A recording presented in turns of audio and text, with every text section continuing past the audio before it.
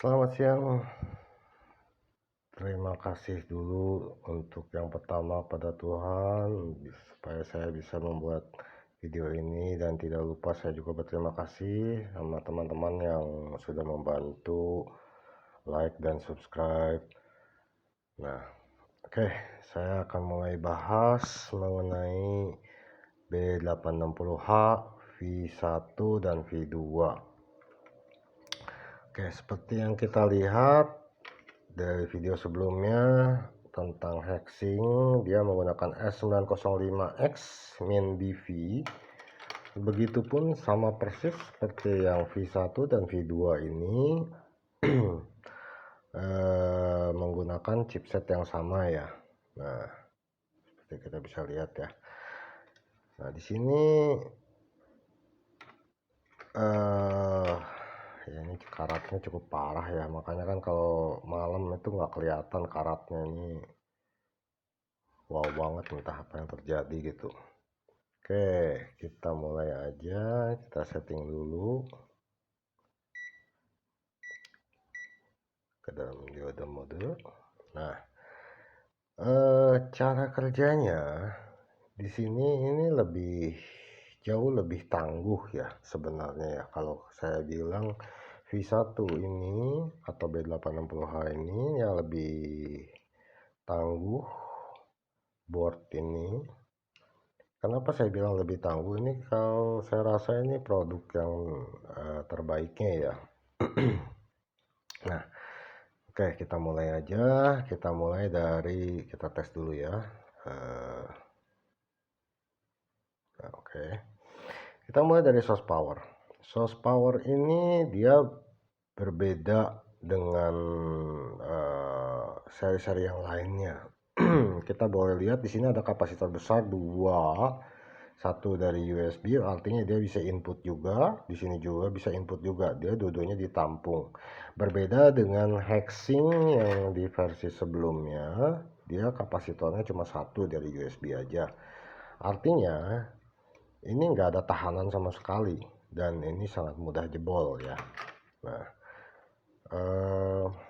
beda dengan ini ya, dia ditampung dulu di sini sebelum dia mendistribusikan semua dari tegangan input ini selalu ditampung dulu di sini. Jadi ya sebenarnya kita mau bikin tampungannya lebih besar ya lebih bagus.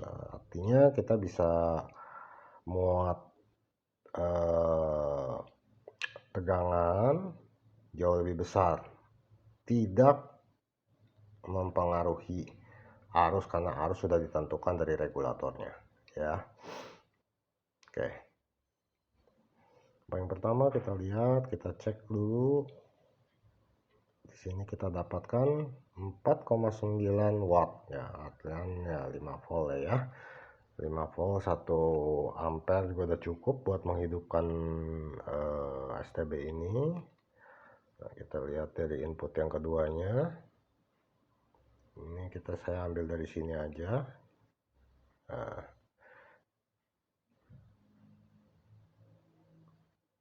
4,3 watt ya, 4,3 watt. Ini angka minimum, kita bulatkan jadi 4,4. Ini angka minimum buat menghidupkan STB ini. Nah, kenapa saya bilang ini lebih tangguh?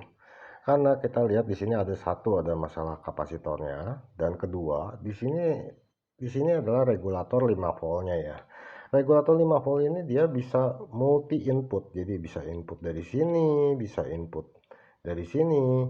Nah, tapi ya tentu saja ini ya nggak boleh lebih dari 5 volt ya tegangan yang di sini ya, karena dia regulator ini dia cuma buat nahan untuk 5 volt, beda sama yang lainnya. Nah, ini 5 voltnya ada yang nyambung ke dalam CPU loh, hati-hati jadinya, jadi jangan lebih dari 5 volt di sini. Nah, tentu saja di sini ada satu L kecil ya di sini. Ini L kecil ini memang berbeda dengan kayak induktor-induktor yang besar-besar seperti ini. Induktor ini untuk nge-bridge. Nah, jadi kalau misalnya kita mau, misalkan kita pasang buat open WRT, kita mau jadikan dia sebagai modul ada tambahan modem atau apa. Kadang-kadang kan kita modem ini butuh ampere yang lebih besar, ya kan. Sedangkan ampere yang di sini kan kita ngikutin syarat persyaratan yang di sini, yang di rangkaian. Nah, ini untuk dipisahkannya kita bisa cabut ini, kita cungkil aja. Nah, otomatis dia akan mempunyai tegangan terpisah di sini. Ya, oke. Itu untuk tegangan source powernya. Nah, sekarang ketika dia pertama kali dia ngedistribusiin, dia otomatis pertama itu dia akan distribusikan ke CPU dulu. Ya, karena ini bedanya ya. Sebentar, sebelum saya mulai, saya tunjukkan satu perbedaan yang signifikan di mana kita bicara dengan cara kerja ini. Di sini saya jelaskan dulu. Di sini untuk tegangan CPU-nya, di sini untuk maaf, di sini tegangan EEPROM-nya, di sini untuk tegangan CPU-nya, RAM, maaf ini RAM ya. Ini 3,3 voltnya untuk MMC dan lain-lain sebagainya. Ini untuk 1,8 ada regulator lagi di sini. Ini 5 volt, ini CPU-nya 1,1 volt ya. Nah, beda sama hexing. Hexing ini dibikin 2 in 1 untuk EEPROM maupun baik EEPROM maupun CPU-nya itu dia jadiin all in one satu. Nah, otomatis bebannya pun jadi satu di sini. Makanya kenapa di sini induktornya itu jauh lebih besar ya di sini. Nah,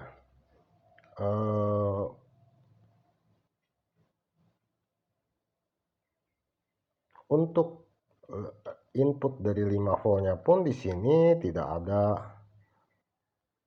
bridge apapun juga ya. Jadi L-nya ada, maaf. Ini L-nya nih. Di sini ada L-nya. L ini untuk memisahkan. L-nya masuk. Jadi dia memang bisa dual juga ya, dual power juga. Cuman sayangnya di sini nggak ditambahin kapasitor besar gitu ya. Nah, ini pun juga regulator 1,8-nya di sini nggak ada. Dia malah kasih satu LDO.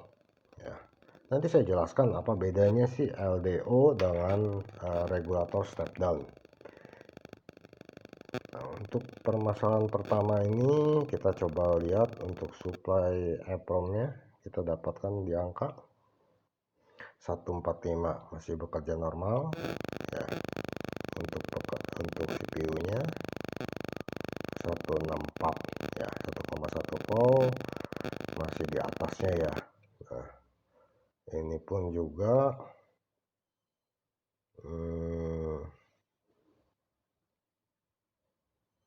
145 ya, berarti masih di atasnya 0,9 volt. Oke, keduanya ini menandakan bahwa CPU harusnya bekerja normal. Nah, kita cek bagian RAM-nya. Nah, RAM-nya pun dari 1,5 volt ini masih muncul angka 260, artinya dia masih bekerja dengan normal ya. Nah, makanya kan harusnya ini hidup ya kan. Hanya di sini MMC-nya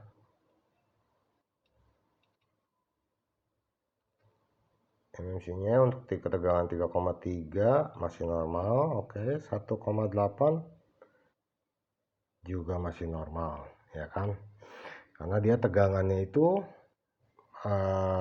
angka yang muncul di sini ini angka watt yang 10%-nya dari watt, dan angka itu masih di atasnya, berarti masih oke ya. Nah, oke, berarti ini kan di sini. Nah, sekarang kan kita bandingkan ya untuk B860H ini dengan hexing. Nah, ini kita lihat dengan kondisi RAM sama-sama 1 GB. Makanya ada yang nanya kenapa bootloadernya walaupun dia sama-sama pakai S905X min BV ini kok nggak jalan.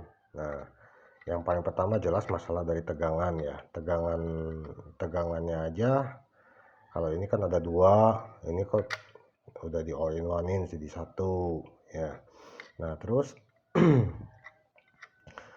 Untuk RAM-nya sendiri, coba kita lihat RAM-nya ini kan yang satu ini settingan di dalam DTB-nya ini bolak-balik ya. Kalau untuk RAM 1 GB-nya. Nah, sedangkan ini dijadiin cuman begini doang gitu. Ini artinya apa? Artinya terjadi perubahan di DTB-nya. Settingan address-nya pasti beda. Nah, saya sudah pernah mengukur dari jalurnya pun berbeda urutannya. Oke. Nah, itu terlihat satu perbedaan yang signifikan. Oke. Nah, sekarang kita bicara lagi ke syarat kerjanya ya. Syarat kerjanya di sini sebetulnya untuk syarat kerja minimum ini harusnya dia sudah hidup, ya kan? Nah, hanya dia mati. Kemarin ketika dimunculkan dia hanya muncul rintik-rintik aja ya kan. Nah, itu kemungkinan besar dari MMC-nya. Di sini kita udah dapat analisa yang clear dan pasti ini masalah di MMC. Belum kita masalah ini konektor-konektor ini masih kita ganti juga ya. Oke. Ini saya sudah pastikan bahwa dia permasalahan itu ada di MMC-nya. Oke. Kita lanjut dengan V2. V2 ini bedanya apa? V2 ini ditandai dengan RAM-nya. Satu keping RAM gini isinya 512 mega ya. 512 jadi 1 giga. Belum baliknya. Ada lagi. Nah, ini saya nggak akan bahas masalah I/O dulu, kan nanti I/O nanti saya bahas di video yang lainnya. Karena yang saya sarankan di sini adalah cara pengukuran dan cara kerja di minimum dia harus nyala dulu, ya kan? Minimal CPU-nya kerja.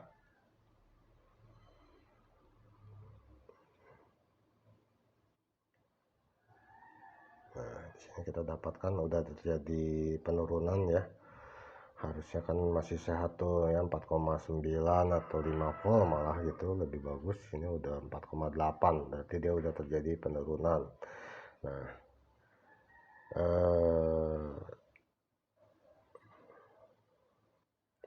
Nah, ini juga bisa terjadi masalah short di I/O juga ya. Nah, yang tadi. Tapi hampir dipastikan kita beresin masalah MMC dulu. I/O nya cukup kita cek aja bagian I2C nya.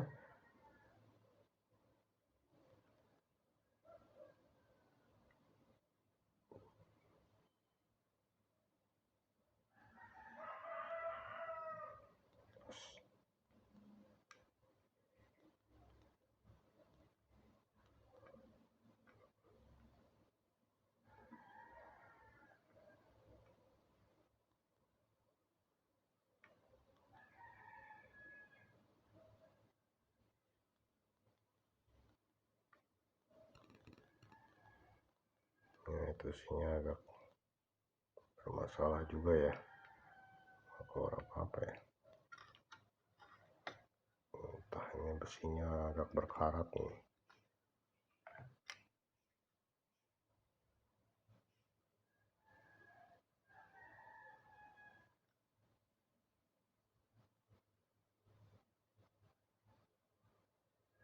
Oke.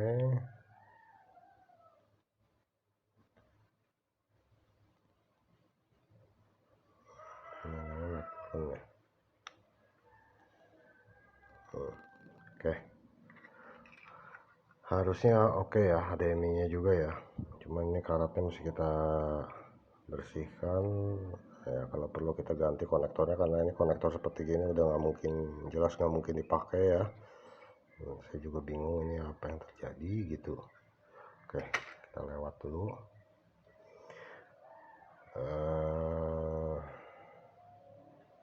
Kita mulai lagi. Kita cek dari source power tadi kita dapat 4,8 ya. Nah, ini kita lihat dari distribusinya. Untuk tegangan EEPROM-nya masih bagus. Untuk tegangan CPU-nya masih bagus. eMMC-nya jelas masih bagus ya. Ini kan kalau nggak salah permasalahan ya, ini mesinnya masih bagus. Ini permasalahannya di RAM-nya nih kalau nggak salah. Oh enggak, ini RAM-nya juga bagus ini normal nih. Ini biasanya masalah MMC aja ini paling, atau masalah salah bootloader atau salah flash ya. Nanti di sini ada banyak hal penting ketika saya udah mulai bahas ke area I/O. Sini kita bisa manfaatkan contoh-contohnya ya. Misalkan kita mau wifi-nya always on atau tanpa DTB ya. Nah, baik, jadi istilahnya DTB-nya mau dipakai atau enggak itu nggak ngaruh. Nah, terus di sini pun juga saya akan memberitahukan juga nanti kalau sudah masuk ke area I/O apa yang bisa membedakan priority boot, yang katanya kan kalau di sini booting ke SD card-nya susah gitu ya. Nah, itu ada di bagian hardware yang harus kita rubah. Nanti saya jelaskan di area I/O. Oke, sekian dan terima kasih. Semoga video ini berguna. Sampai ketemu di video berikutnya.